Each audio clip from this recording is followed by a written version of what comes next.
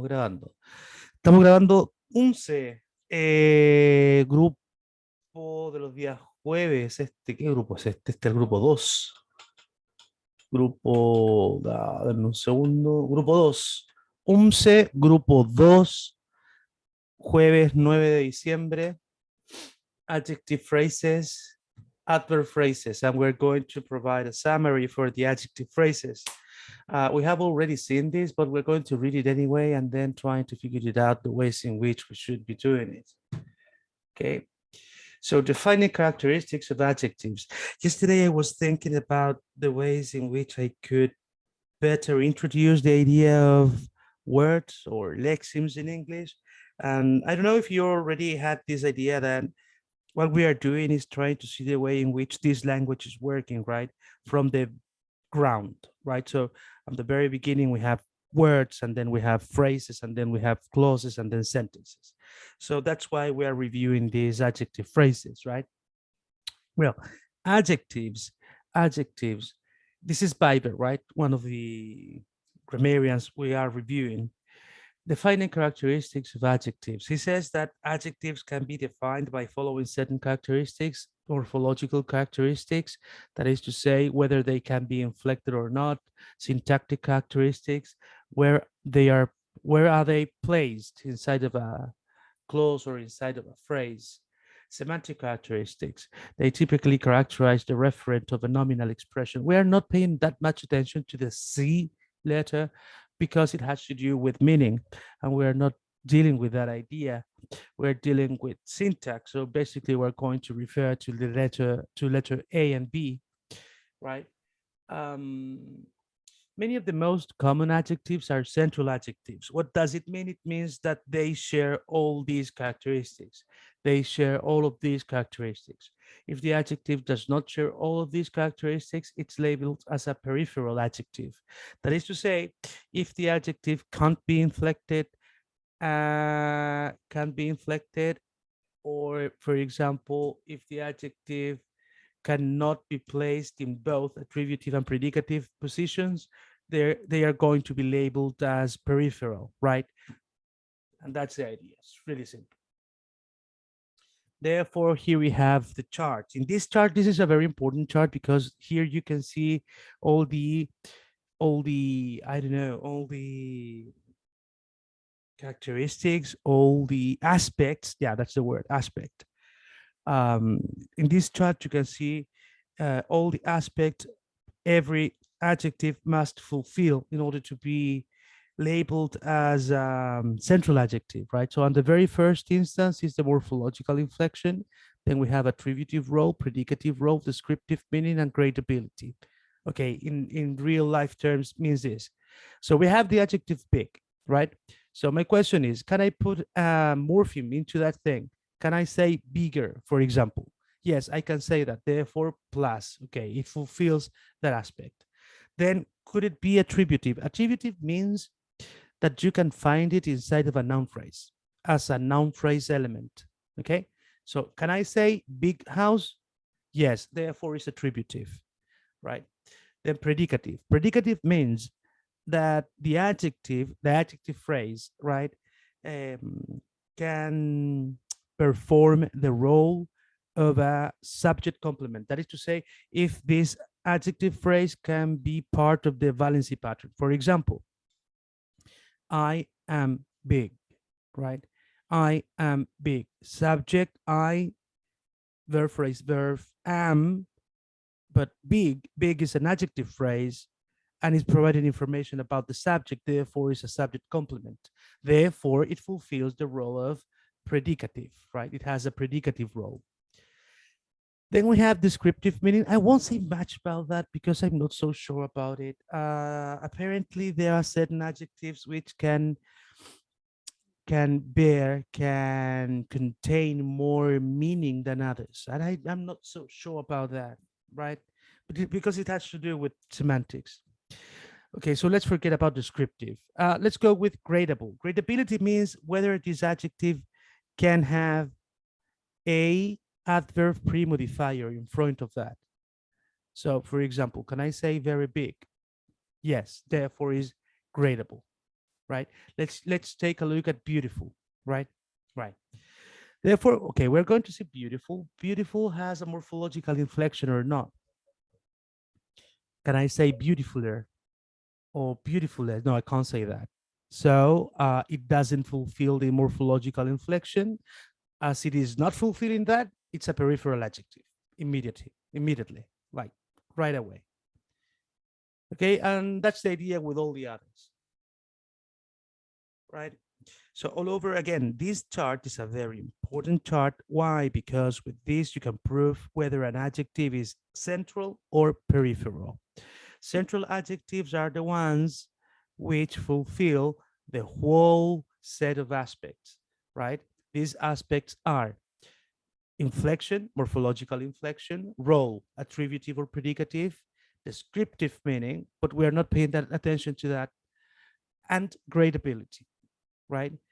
Morphological, you have to think about this. You have to try to create a comparative, right? Like, for example, big, bigger, beautiful, beautifuler, no, beautifuler, no, right?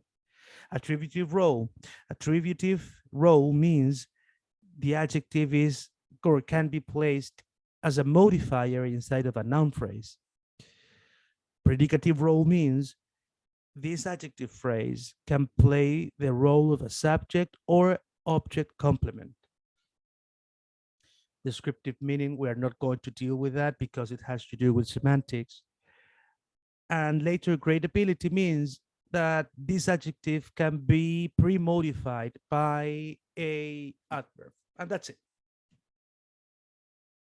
The formation of adjectives using participial forms, adding word ending or derivational suffixes, and compounding. Okay, so in really simple terms is this.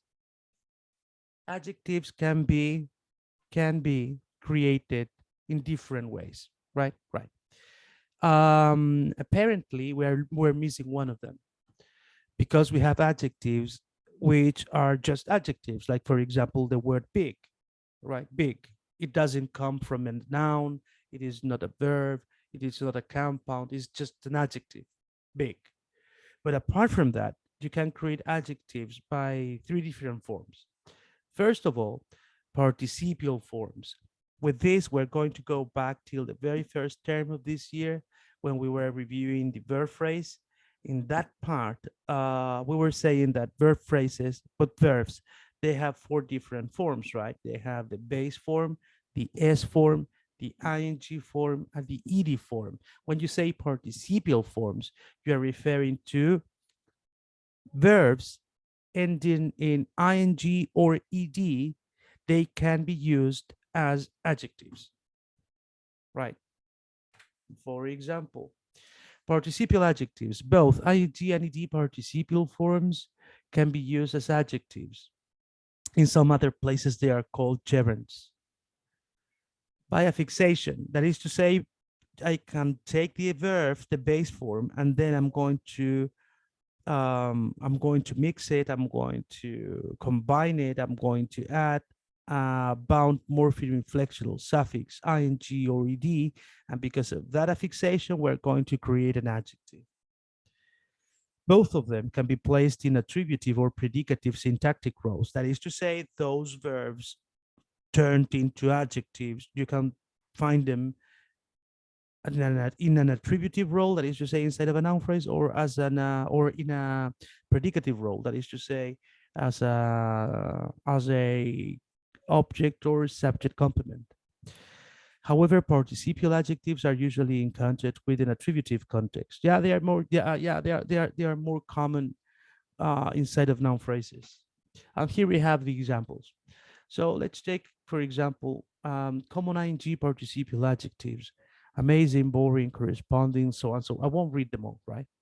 Common ed adjectives: advanced, alleged, armed, ashamed, bored, complicated, confused, depressed, determined, and so on and so forth. I won't say much. Okay, the interesting thing about this is the following. You won't have much problems when they are inside of a noun phrase. Why? Because they are usually attributive, that is to say, they are pre-modifiers of a noun head. So, for example, I can say, I don't know, the amazing story, right? I'm going to try to provide this idea with an example. We're going to go back a little bit with the, okay. Okay, here it is. Okay, so what we're going to do is draw, okay, the amazing story. Okay, so here I have a noun phrase, right? This is a noun phrase. Let's imagine it's a subject. Um, Obviously, this is the noun head, and amazing. I don't know what's that, right? I know this is a determiner, but I don't know what amazing is. I know that there's a verb called amaze, right? Amaze. But this is amazing. This is different. It seems, or it looks like a verb, but it's playing the role of a premodifier. How is this a story? It's amazing. It's an amazing story. So obviously, amazing is giving its name or it's giving its meaning to the noun head, premodifier, and obviously, perhaps the commonest premodifier for a noun would be an adjective, right? So I would say this is an adjective. Let's compare this to this another idea.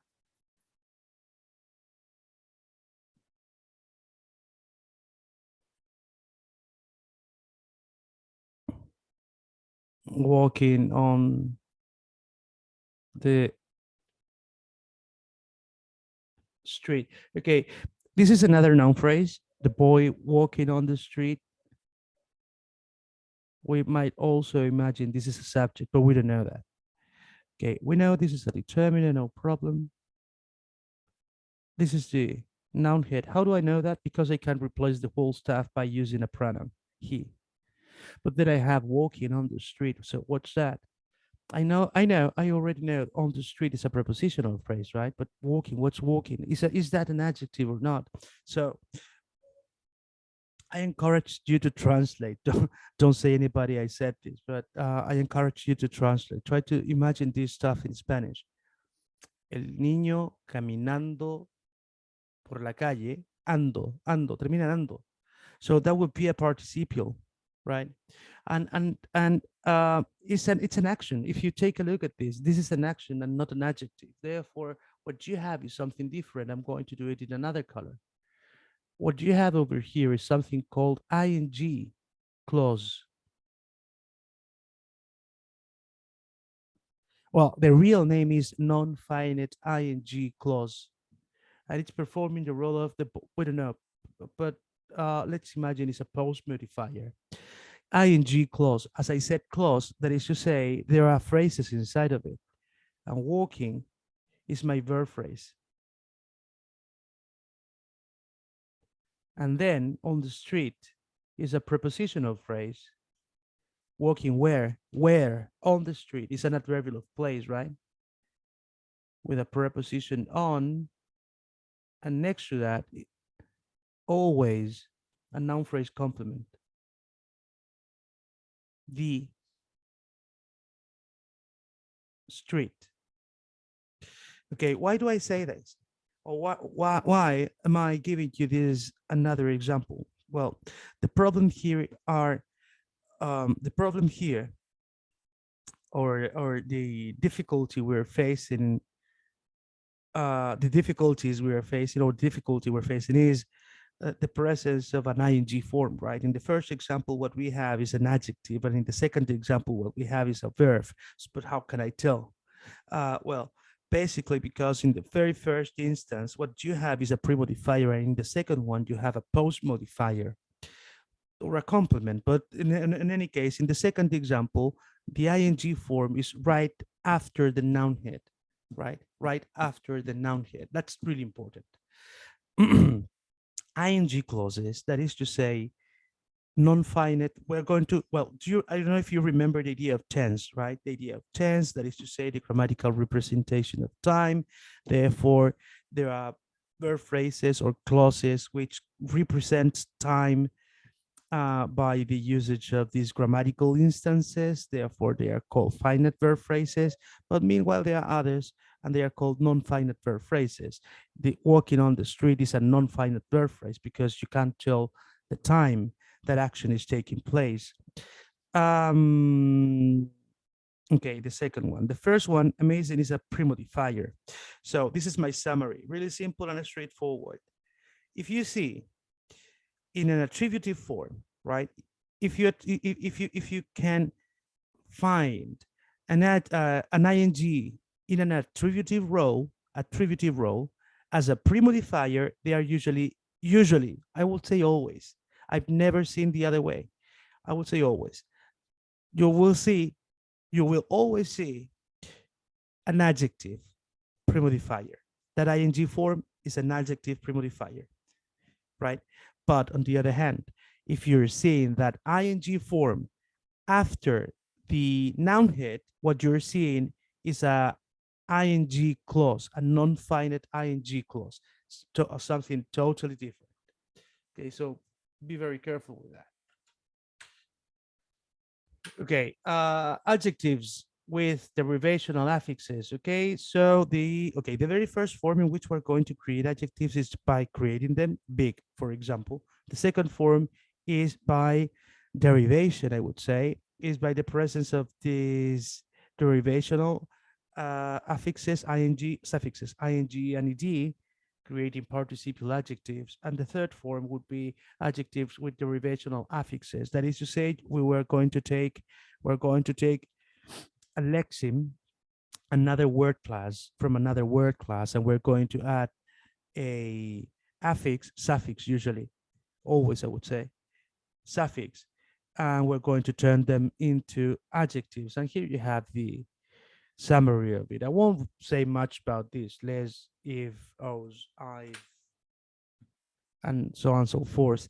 The only interesting thing about this is the fact that you can also add prefixes, but what you're going to do is you are going to create the opposite: sensitive, insensitive, standard, non-standard. Okay, so that's the only.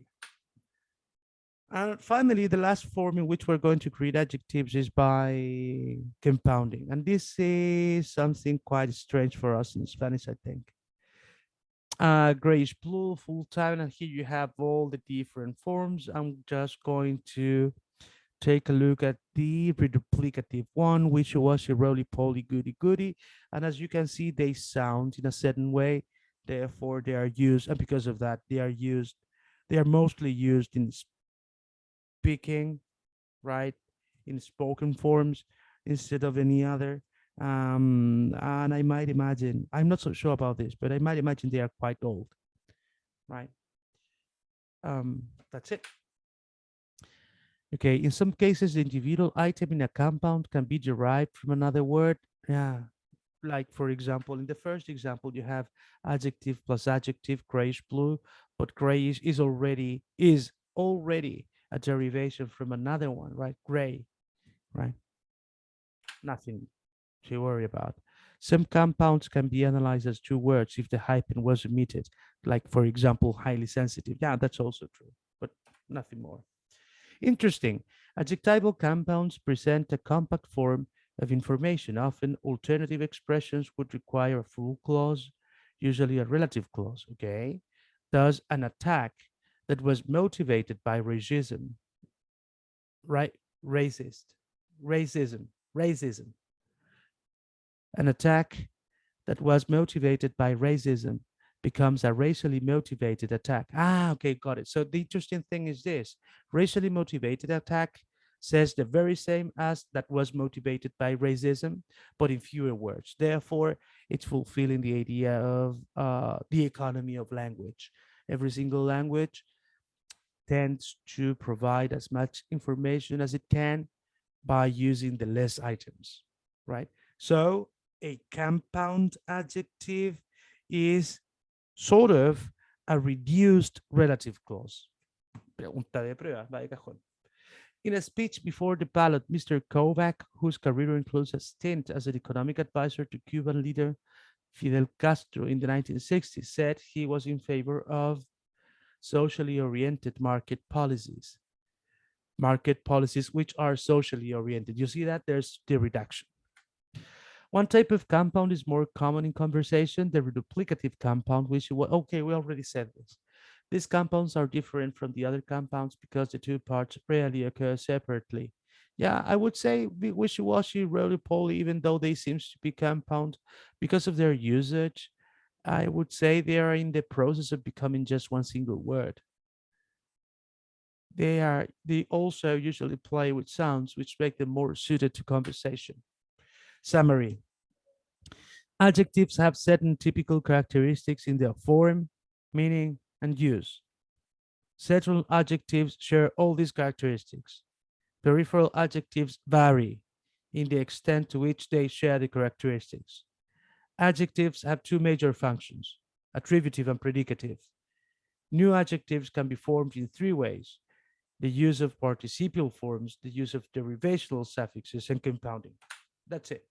Adjectives in combination. Sometimes adjectives are used in combination for a particular semantic effect. Okay, these are really weird usages.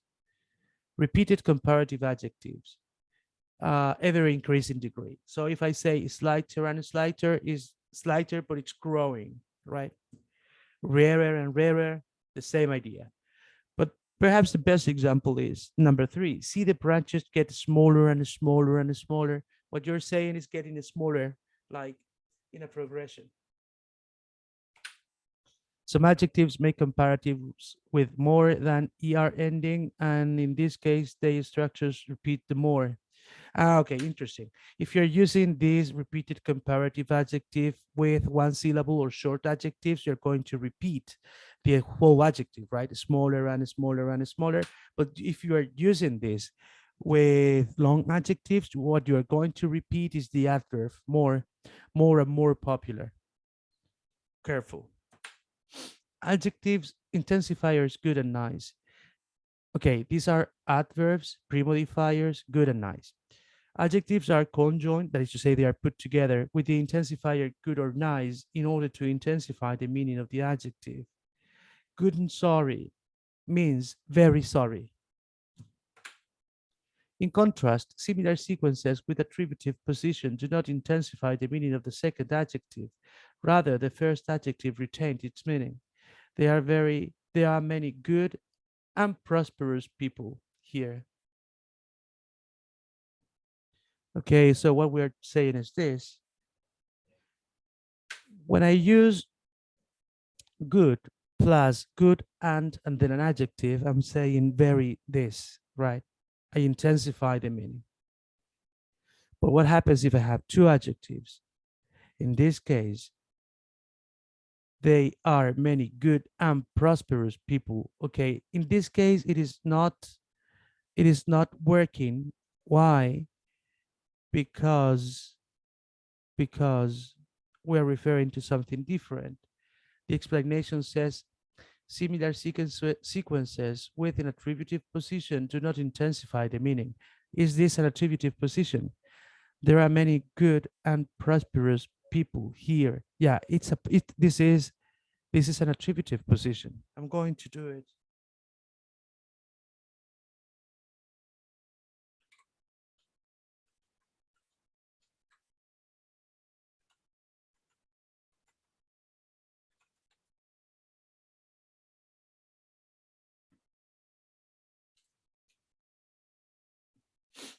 Okay. Subjects. There are what? Many good and prosperous people. Where? Here, right? I won't do the rest of it. I'm just going to spend inside of the noun phrase.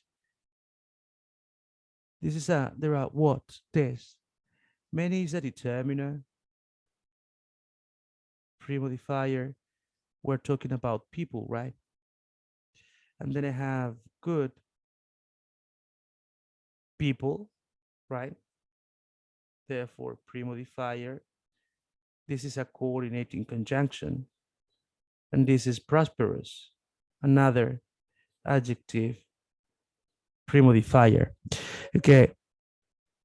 So yes, it is true. This is an attributive. Both of them are attributive adjectives. Why? Because they are inside of a noun phrase playing the role of pre-modifiers, right? So whenever you have this form, for example, when you have this form, right, like the intensifier good, right? The intensifier good, as in an attributive position like the one in the example, good is not performing the role of an intensifier, but just the role of an adjective. It's good people and prosperous people, right? In comparison to what has been said in the previous slide, right? More about attributive adjectives. Okay, attributive adjectives, they usually modify common nouns. We know that. Attributive adjectives can also modify proper place nouns. We know that. Less commonly, they modify the name of a person. Little Laura Davis, late John C. Drennan. Okay, that's something new. And even more interesting is the fact that under certain conditions, adjectives can modify pronouns. Attributive adjectives can also modify personal pronouns, although these adjective plus personal pronoun combinations are generally rare. They do occur occasionally in conversation and fiction, especially in exclamations. Lucky, poor, and silly are the most common adjectives modifying personal pronouns, like, for example, lucky you, poor me, silly old him. In contrast, similar sequences with an attributive position do not intensify the meaning of the second adjective. Rather, the first adjective retains its meaning. Okay, we already talked about that, right?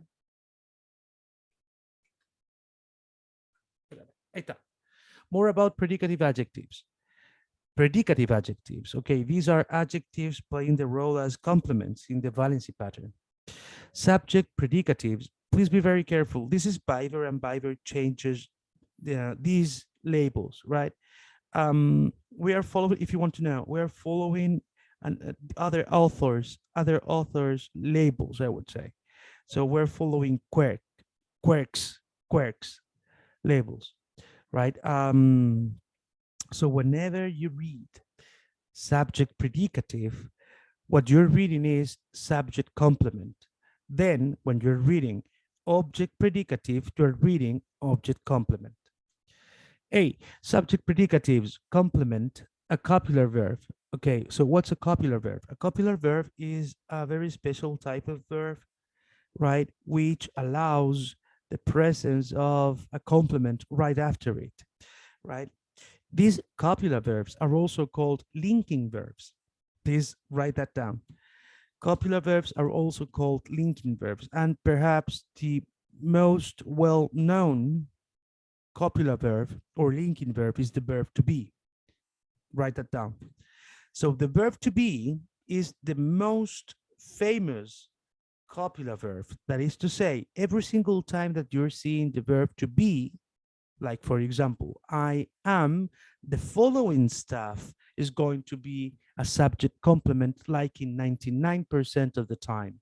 For example, I am tall. Tall then is a subject complement. Therefore, is a predicative adjective. Okay, first example. She seems quite nice, really. She seems quite nice, really. And here we are seeing another copular verb. This another copular verb is the verb seem. Write that down. Is another copular verb. She is the subject, seems is the verb, and she seems what? Quite nice, right? Quite nice. Quite nice is an adjective phrase. Nice is an adjective, quite is an adverb premodifier. Therefore, the whole adjective phrase is a subject complement. Why subject complement? Because it's giving information about the subject, right? Really, it's just an adverbial phrase adverbial. That is right. Second example, that is right. Again, you have the verb to be, which is the most famous copular verb, right? That is right. That is the pronoun, right? Is a pronoun, noun phrase, subject is the verb phrase verb, and right is the adjective phrase subject complement. Why? Because it's providing information about the subject. Please remember this. The verb to be will create like in the 99% of the time, the following valency pattern: subject, verb, complement. Like in 99% of the time, not always, obviously, but in most cases. The verb to be, right? Take a look at the third one. It would be easier, quicker, and cheaper, right? Right. So I have the noun phrase subject it, obviously. Then I will have the verb phrase verb would be, because that's the verb phrase.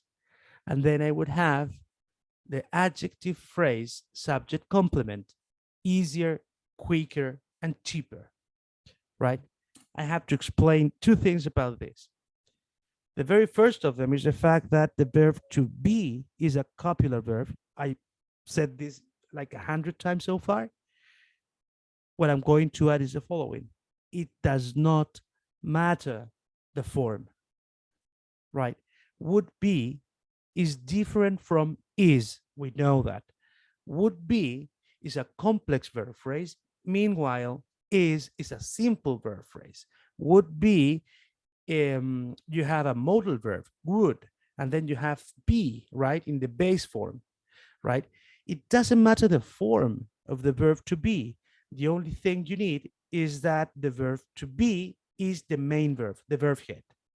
As long as the verb to be is the verb head, what you are going to have next to that, 99% of the time, is going to be a subject complement. That's the very first stuff I'm going to say. Second stuff I'm going to say. I said that the subject complement is easier, quicker, and cheaper, the whole stuff, right? But if you take a look at that, you're going to see three adjectives, right?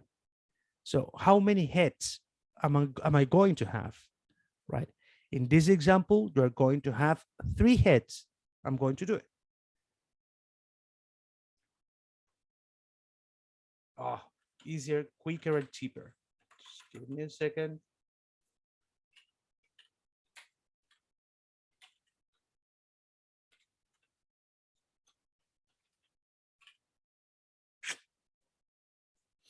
This is an adjective phrase, right? Easier, quicker, and cheaper. So easier, quicker, and cheaper. This is an adjective phrase. And let's imagine it's a subject complement. There is something new inside of this. And the new stuff is this word, the word and, right? This word is called coordinating conjunction, which means this word or this type of word is used to link, to combine other words, right? Right. Therefore, what you're saying is that easier is combined with quicker, and both of them are combined with cheaper, right? But there's a rule. The rule is this: you can combine whatever you want, but they must be equal. That is to say, you can combine adjective heads, but all of them must be adjective heads. You can combine adjectives pre-modifier, but all of them must be that way, right? Or even sentences. So in the analysis, please be very careful and say that easier is an adjective head, quicker is an adjective head, and cheaper is another adjective head. No digo más de eso porque en materia del próximo año se las dejo ahí. Finally, the tendencies are not significant and get weaker when the data are corrected for guessing. Okay, this is a much more difficult sentence because of the presence of the word and, as I already told you. And the tendencies are not significant. You see that? Are not significant. Subject, the tendencies are not verb phrase. Significant is an adjective phrase, subject complement. And then you have and then you have more information. And if you take a look at that, get weaker when the data are corrected, right? But get is a verb. But the question is, what's the subject? Well, it's the very same subject. The tendencies is not repeated right after and because of a matter of economy of language. I won't say much about this because this is called coordination and you're going to see it next year, okay? Many of the most frequent predicative adjectives occur with a phrasal or clausal complement of their own. Okay, this is really important. Adjective phrases can have complements, like the prepositional complement, right? That is, they have a prepositional phrase to infinitive clause or that clause that complements their meaning. For example, phrasal complement. Well, you're good at remembering numbers.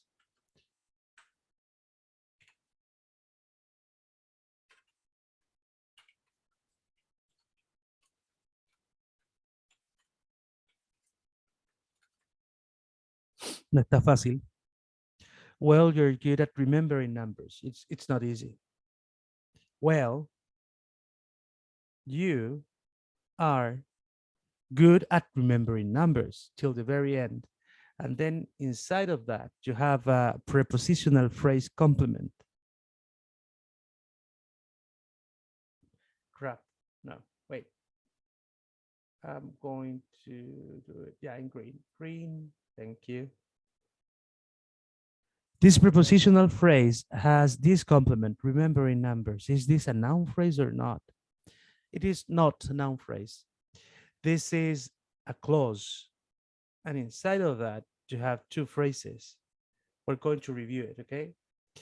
I won't say much. Okay, this is an adverb, adverb phrase, adverbial, noun phrase, subject, verb phrase, verb, and this is an adjective phrase. You are good, subject complement. Good is the adjective head. And here we have the new stuff.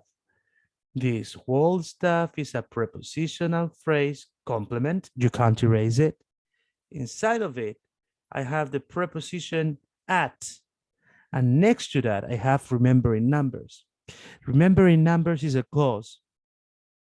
Can prepositional phrases have clauses as complements? Yes. Which type of clauses? Non-finite clauses, like ing clauses, ed clauses, and somehow, and in very weird cases, to infinitive and bare infinitive clauses, but that's really weird, right? So this stuff is an ing clause acting as the prepositional complement, right? Inside of that, I have remembering, really simple, and later on, remembering what? Numbers. So be careful, be careful. Adjectives like good can have, ahí está el análisis. Good is an adjective, is the adjective head, but the adjective phrase, the adjective phrase can have a prepositional phrase as a complement. Prepositional phrase, complement, right? And prepositional phrases, they can have ing clauses as complements as well, right? Careful. Okay, first example. Well, you're good at remembering numbers. We already did it. That is nice of you. That's quite easy. That is subject verb, nice of you. Remember that. Please remember that. The adjective phrase, the predicative adjective phrase can take a prepositional phrase as a complement. That is to say, if you look, if you can take a look, if you read, or if you see the presence of an adjective, a predicative adjective phrase, right? And then next to it, you're seeing a prepositional phrase. Most certainly that prepositional phrase is inside of the adjective phrase, right? That is nice of you. A system concept is subject to several constraints. No problem. Let's take a look at clausal complements. You look good enough to eat, he said. You look good enough to eat. You look good enough to eat. And this is even more complicated than the other.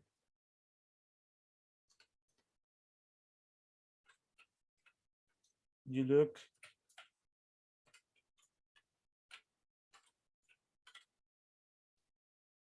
good enough to eat. Okay, so I'm going to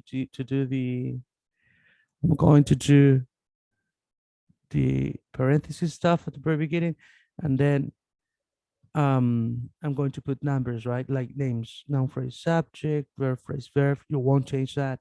And this is an adjective phrase, subject complement. How do I know that? Well, because this is an adjective phrase right after the verb, right? And there are only 3 different phrases. Therefore, the only possibility I have is a subject, verb, subject complement, valency pattern. Then I have good. I know this is my adjective head, but then I have enough. What the hell is that? Enough is an adverb.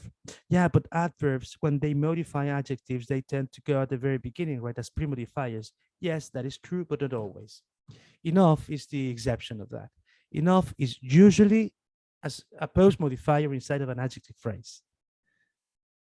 Enough is usually an adverb post modifier. And then next to that, you have to eat. And to eat is a verb, therefore verb phrase, therefore clause. Therefore, as a clause, I'm going to separate it in square brackets.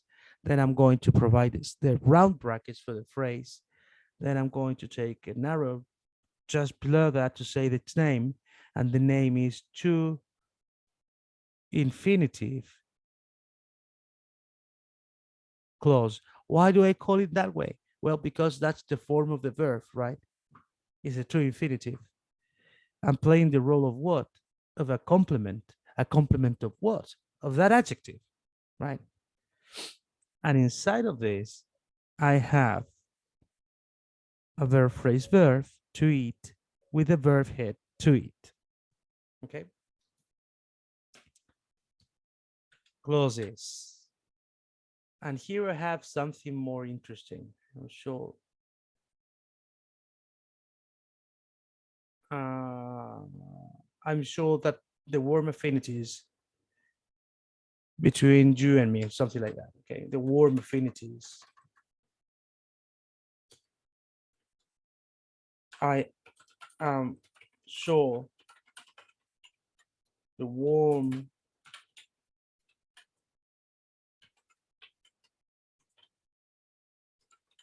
them. That's it. I'm sure the warm affinities between them. Okay. Who is sure? I am what? Sure the warm affinities between them. That's a lot, right? So the noun phrase subject, the verb phrase verb, the adjective phrase subject complement. Sure is the adjective head. And then the question is, what is the warm affinities between them? I don't know if you can if you can realize the fact that there's a that emitted between shore and the warm. Please read that and try to think about that in Spanish. The warm. Yo estoy seguro que las afinidades hay un que, which is emitted in English, right? Therefore, there's a clause, square brackets. The subject, no.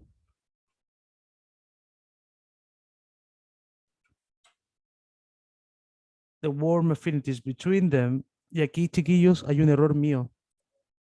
Aquí venía el verbo obligatorio. Si lo ven en el PPT, aparece.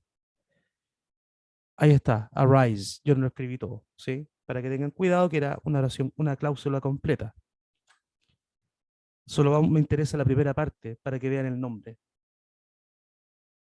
¿Cómo se llama esta cláusula? Es una that clause. como complemento del adjetivo. Why is it called that clause? Because it begins with that. Is that clause its real name? No, it's not its real name. Its real name is that relative clause, right? Are there any other that clauses? Yes. There's another one called that nominal clause, right? You will see all these next year, so don't worry.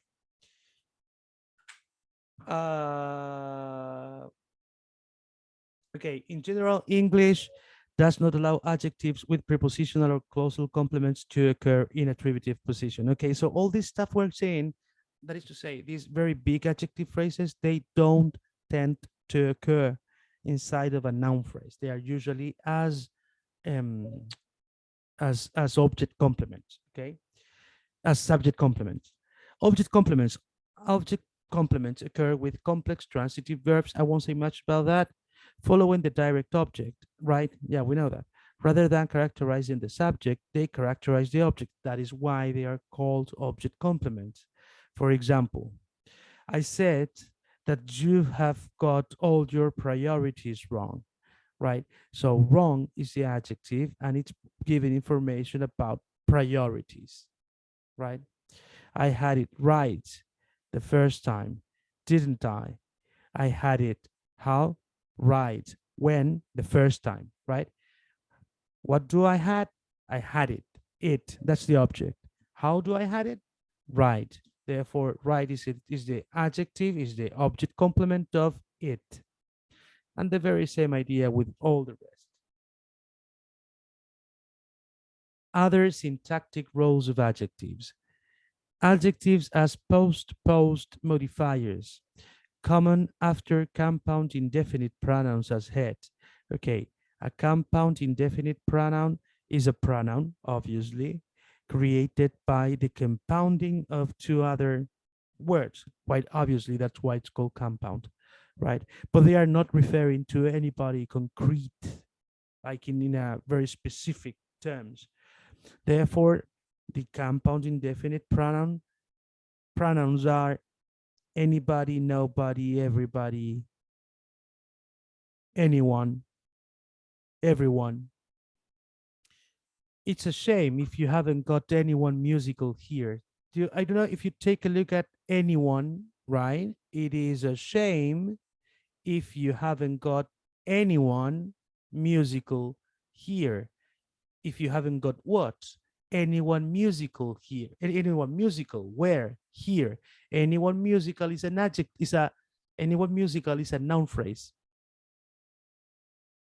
Anyone musical is a noun phrase. Anyone is the pronoun head. And musical is an adjective post modifier.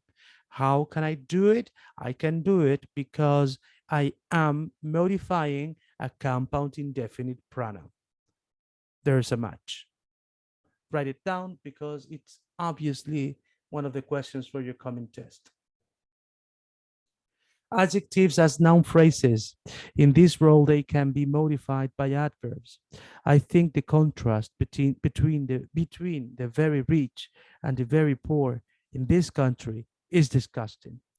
Okay, between is a preposition, right? So there's a prepositional phrase. I think that the contrast between these and these and other ones, right? Between the very rich and the very poor, right? The very rich is a noun phrase, right? The very rich is a noun phrase. Why? Because I'm referring to people, right? I'm referring to an entity. The problem is the is not a noun, very, it's not a noun, and rich is not a noun. So I'm having a noun phrase with an adjective as its head. How could this be possible? How could this be possible? This is possible because the word people is being omitted.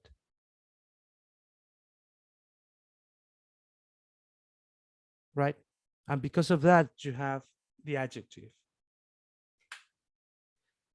These people may be the real working poor, the elderly, the very young, the unemployed, or the transient. And these people may be the real working poor, the real working poor, all of them, real, working, and poor, they are adjectives. But the word, the phrase, the real working poor is a noun phrase. Why? Because I omitted people all over again, because I already said it. The same happens with all the rest of the phrases. Adjectives as linking expressions. They sometimes serve to link clauses or sentences to one another. Adjectives in this role can also have modifiers. Example, still more important, children, blah, blah, blah, blah, blah, blah, blah.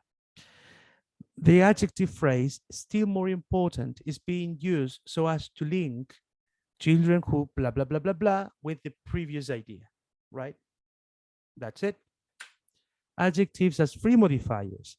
Do you remember when, I don't know if last year in your grammar or in English this year, I don't know, you saw the way in which you can characterize a noun. What I'm saying is this.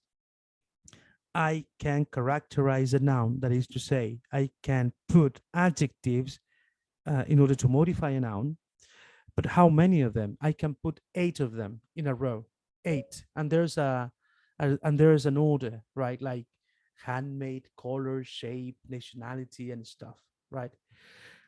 Because every single one of them works with the noun head, they are called free modifiers, right? They are not creating any adjective phrase, right? Therefore, they are in free position. You can change them.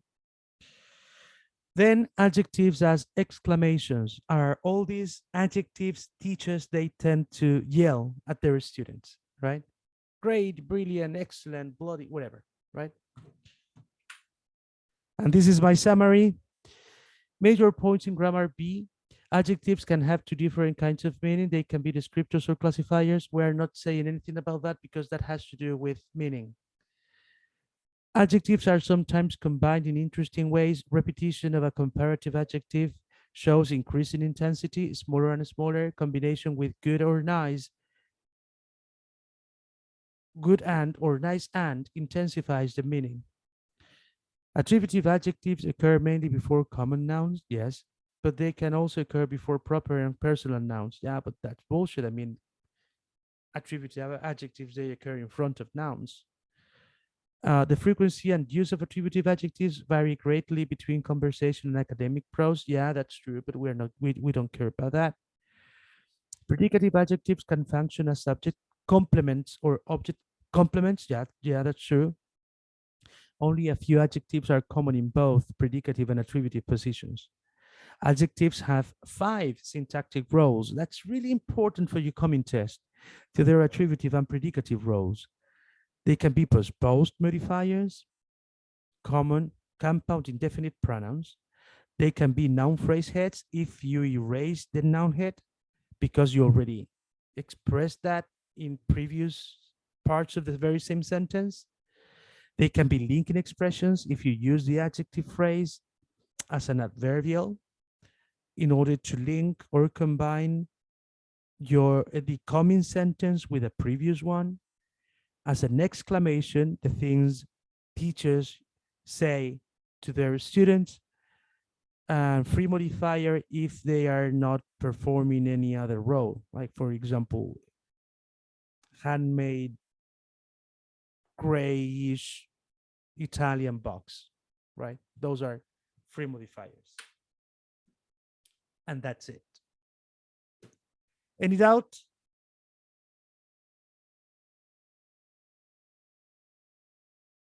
Profe, después igual puede mandar el PPTS o no. Les mando todo de nuevo, no se preocupen. Gracias. Veamos qué dicen los ingleses de Chile, a ver.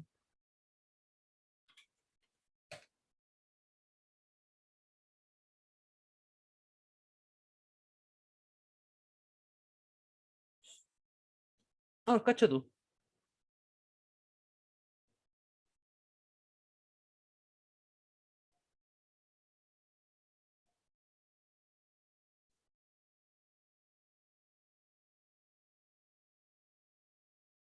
Y mira tú qué linda oración.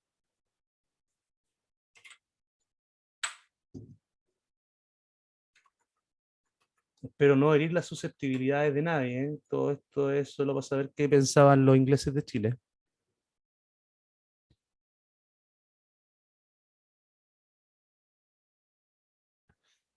The German-born father of Chilean presidential candidate José Antonio Caz was a member of the Nazi Party, according to a recently unearthed document, revelations that appear at odds with the far-right candidate's own statements about his father's military service during the Second World War.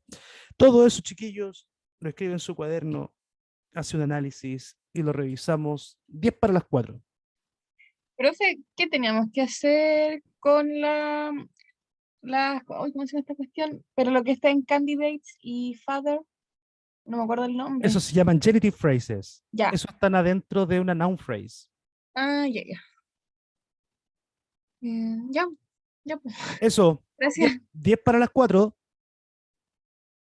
Voy a pausar la... Volvimos.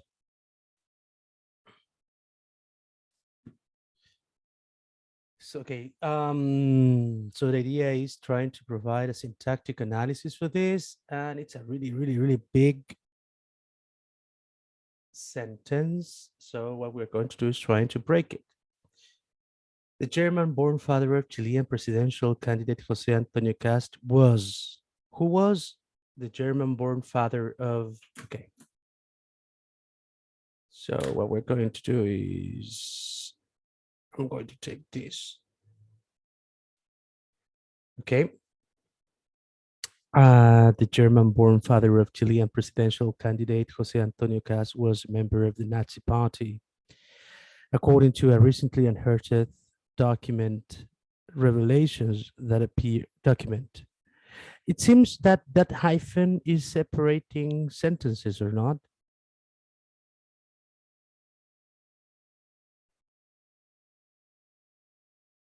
Apparently, okay, I think this.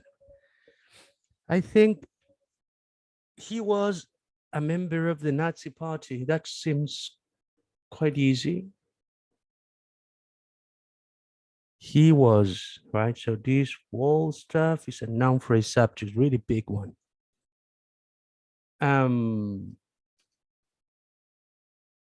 Okay, therefore, the most important word in this place is the German-born father of Chilean, the German-born father. Father is the head, I think. Right? Noun, head.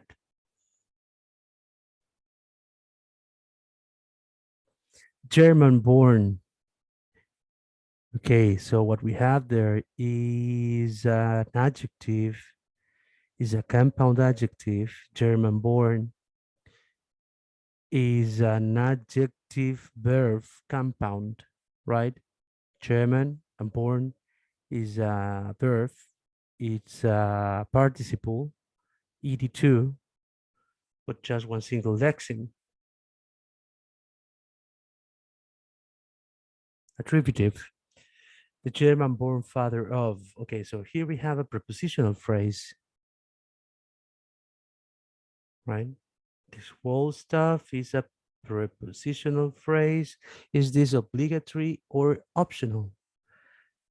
The German-born father of, and then there's a definition for the father, right? So it's a complement. It's obligatory, it's not optional. Inside of this, I have the preposition head of, and next to that, I have the complement. The complement is Chilean presidential candidate Jose Antonio Castro. So this is a noun phrase complement. Chilean presidential candidate Jose Antonio Castro. So therefore, Chilean presidential candidate, and Jose Antonio Castro is a name, therefore it's just a noun, I think. Chilean is an adjective. Presidential, another adjective. And candidate is a noun. This noun phrase then, noun phrase complement, Chilean presidential candidate Jose Antonio Castro. Here we have, then what you have over here is a noun head, a noun premodifier, and two adjectives, two attributive adjectives, and they are in, and they are in, they are free modifiers, right? Free because you can erase them, they won't change, and they are not creating any fixed phrase. So that's it. Was, right? So the noun phrase subject, and this is the verb phrase verb. Super simple. Was a member of the Nazi party, right? This is another noun phrase. Was what was this? This is a subject complement. Why am I saying this? Well, because it's, this noun phrase is right after the verb to be, which we know is a copular verb, right? And a member of prepositional phrase, and then the noun phrase complement. A member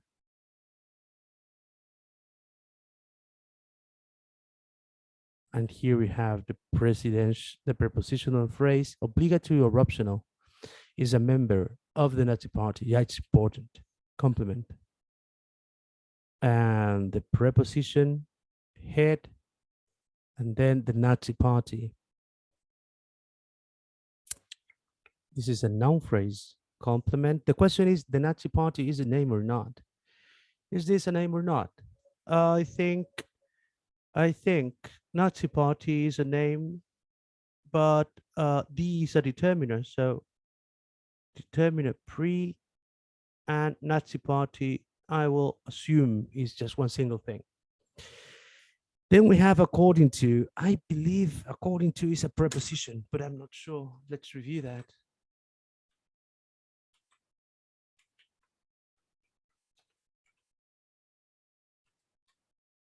Let's review this. Inglés. Preposition. So we have a prepositional phrase. And I believe according to a recently unheard document, I can take it and I can place it at the very beginning. According to a recently unearthed document, the German-born father was member of the Nazi. Yeah, so this is an adverbial. I know where it begins. My problem is I don't know where it ends. It begins in according. The question is revelations and all that stuff, where it goes. I believe, according to a recently unearthed document, revelations that appeared at odds with the far-right candidate's own statements about his father's military service during the Second World War. I can't see any verb phrase. Why am I looking at verb phrase? Because if I can find one, it would mean we're seeing a clause, but I'm not seeing any. Right. So what does it mean? It means this is a noun phrase, right? That appear, right? Appear is a verb, but it's inside of another clause. That appear is modifying revelations. I believe document revelations, and I believe revelations is then a noun phrase in a position. So I'm guessing this.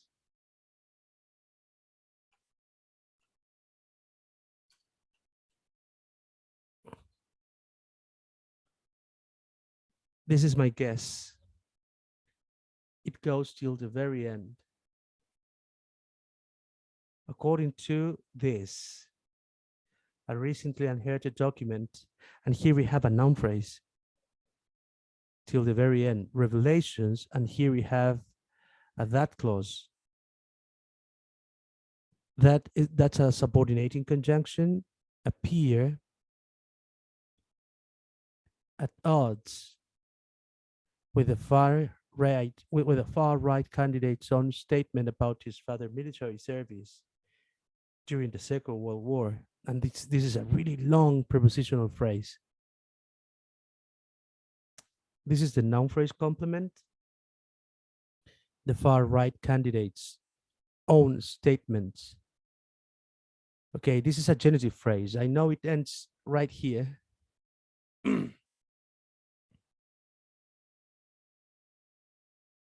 The question is this specifying or defining?